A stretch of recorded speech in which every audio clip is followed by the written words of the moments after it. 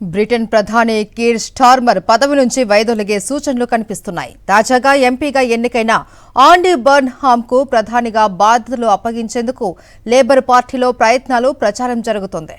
The Guardian కథనం ప్రకారం కొత్త నాయకుడిగా బర్న్హామ్కు మద్దతునిస్తున్న పార్టీ ఎంపీల సంఖ్య 300కు చేరుకుంది. ఇటీవల లేబర్ పార్టీకి ప్రజాదరణ తగ్గుతున్నట్లు పలు సర్వేలు కూడా వెల్లడించాయి. మరోవైపు నైజెల్ ఫరాజ్ నేతృత్వంలోని రీఫార్మ్ యూకే పార్టీకి ప్రజాదరణ పెరుగుతున్నట్లు తెలిపాయి.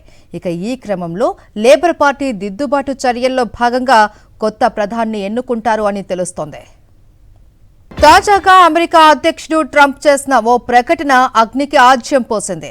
వలస విధానం వంటి కీలక అంశాలలో విఫలమైన స్టార్మర్ పదవి నుంచి దిగడం ఖాయమంటూ ట్రంప్ కామెంట్ చేశారు. అయితే స్టార్మర్ పదవి నుంచి తప్పుకునేందుకు నిరాకరిస్తే లేబర్ పార్టీ మరో నేతను ఎన్నుకునే వరకు ఆపద్ధర్మ ప్రధానిగా ఆయన్ను కొనసాగించాలి అని కోరే అవకాశం ఉంది. ఇక అలాంటి ఇబ్బందికర పరిస్థితిని ఎదుర్కోవడానికి బదులుగా ముందుగానే వైదొలిగే అవకాశాన్ని స్టార్మర్ సెలెక్ట్ చేసుకుంటారు అని లేబర్ పార్టీ నేతలు భావిస్తున్నారు. ఇక ఇటు మాజీ ఆరోగ్య మంత్రి వెస్ స్ట్రీటింగ్ కూడా ప్రధాని రేసులో ఉన్నట్లు తెలుస్తోంది.